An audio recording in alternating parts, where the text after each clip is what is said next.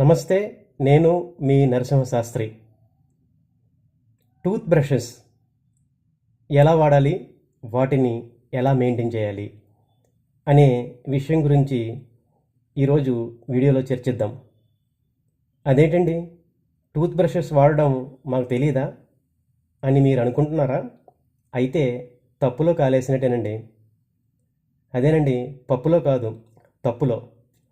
ఎందుచేతనంటే భారతదేశంలో 90% మంది ప్రజలకి టూత్ బ్రషెస్ ఎలా వాడాలి, వాటిని ఎలా మెయింటైన్ చేయాలో తెలియదని అనేక రకాల డెంటల్ సర్వేలు తేల్చి చెప్పేయండి.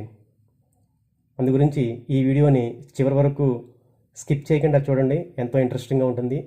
లైక్ చేయండి, నా ఛానల్ని సబ్స్క్రైబ్ చేసుకోకపోతే సబ్స్క్రైబ్ చేసుకోండి.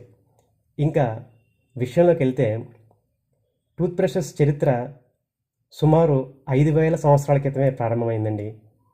మన భారతీయ సంస్కృతిలోనూ ఈజిప్ట్ సంస్కృతిలో కూడా టూత్ బ్రషెస్ మూలాలు ఉన్నాయండి.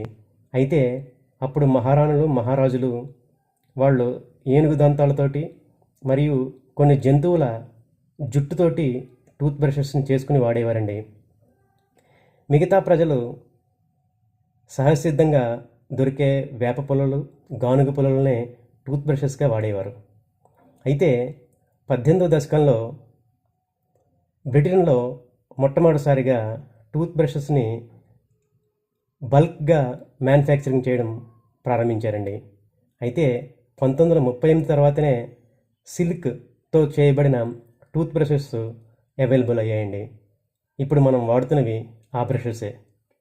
అయితే భారతదేశంలోకి ఈ టూత్ బ్రషెస్ బ్రిటిష్ వారి ద్వారానే వచ్చాయండి. ముఖ్యంగా భారతదేశంలో సంస్థానాధీశులు, జమీందారులు, బాగా సంపన్నులు మాత్రమే ఈ టూత్ బ్రషెస్ని ఆ రోజుల్లో వాడేవారు.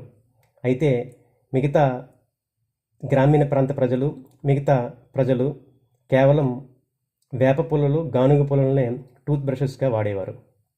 అయితే 1980 దశకంలో టెలివిజన్ మనకి ప్రాచుర్యంలో రావడంతో టూత్ బ్రషెస్ వాడకం బాగా ప్రాచుర్యంలోకి వచ్చింది. ఇది సింపుల్గా టూత్ బ్రషెస్ గురించి చరిత్ర. ఇప్పుడు అసలు టూత్ బ్రషెస్లో ఎన్ని రకాలు ఉన్నాయి, వాటిని ఎలా మెయింటైన్ చేయాలో తెలుసుకుందాం. టూత్ బ్రషెస్ ముఖ్యంగా 3 రకాలుగా ఉంటాయి. 1 hard tooth brushes, 2 soft, 3 ultra soft. Hard tooth బ్రషెస్ని ఎట్టి పరిస్థితుల్లోనూ మనం వాడకూడదు. అవి మన డెంటల్ ఎనామిల్ని పాడు చేస్తాయి. అంతేకాకుండా మన నోటిలో చిగుళ్ళను కూడా హానిపరిచి ఓరల్ ఇన్ఫెక్షన్స్కి కారణమవుతాయి. ఇంకా సాఫ్ట్ టూత్ బ్రషెస్, ఇవి వీటి బ్రస్టిల్స్ చాలా సున్నితంగా ఉండి మన డెంటల్ క్లీనింగ్లో అవి ప్రముఖ పాత్రను పోషిస్తాయి.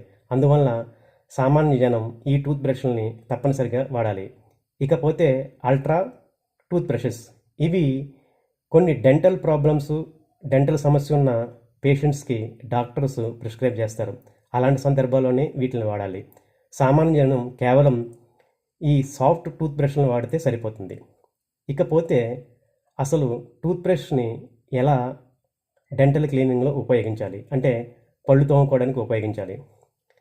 మనం చూస్తాం, మామూలు దువ్వెన అంటే కోంబుని క్లీన్ చేసేటప్పుడు పైకి కిందకి మెల్లిగా బ్రష్ తోటి క్లీన్ చేస్తాం. అదేవిధంగా మన దంతాలని పైకి కిందకి సున్నితంగా క్లీన్ చేయవలసి ఉంటుంది. అంతేగాని ఎలా పడితే అలా క్లీన్ చేయడం వల్ల డెంటల్ ఎనామిల్ పాడయ్యే ప్రమాదం ఉంది. కొంతమంది టూత్ బ్రష్లని కొబ్బరి పీచు అలా కనిపించే వరకు వాడతారు.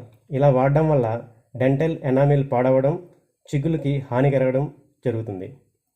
ఇంతేకాకుండా టూత్ బ్రష్ని వాడేటప్పుడు మనం పేస్ట్ యూజ్ చేస్తాం. ఈ రోజుల్లో పేస్ట్ యూజ్ చేస్తున్నాం, ఇదివరకు టూత్ పౌడర్ వాడేవాళ్ళం. ఈ పేస్ట్ని చాలామంది అడ్వర్టైజ్మెంట్లో చూపించినట్టుగా మొత్తం బ్రష్కి అంతకి అప్లై చేస్తారు. అది సరైన పద్ధతి కాదు. కేవలం శనగ్గింజంత పరిమాణంలో ఈ పేస్ట్ని టూత్ బ్రష్ మీద అప్లై చేయవలసి ఉంటుంది.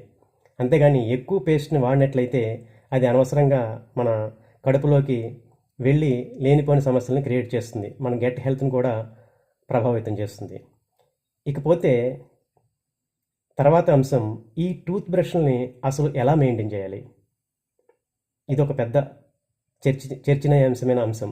ఎందుచేతనంటే మనం చాలామంది టూత్ బ్రష్ని ఒక ప్లాస్టిక్ బాక్స్లో పెట్టి ఏదో ఫ్లవర్ వాజ్లో ఫ్లవర్స్ పెట్టినట్టుగా అన్నీ ఒకే బ్రష్లు అంటే మొత్తం కుటుంబ సభ్యుల బ్రష్లన్నింటిని ఒకే ప్లేస్లో మనం ఉంచుతుంటాం.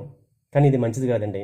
ఎందుకంటే మన కుటుంబంలో ఎవరికైనా డెంటల్ ప్రాబ్లమ్స్ కానీ డెంటల్ ఇన్ఫెక్షన్స్ కానీ ఉన్నట్లయితే వాళ్ళ ఇన్ఫెక్షన్స్ వాళ్ళ ప్రాబ్లమ్స్ మనకు కూడా వచ్చే అవకాశం ఉంది.